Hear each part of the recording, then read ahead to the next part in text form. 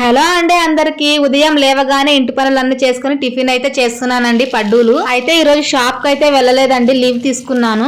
అయినా కూడా 5 గంటలకు లేచిన టిఫిన్ చేసే టైం అయితే 8 గంటలు అవుతుంది.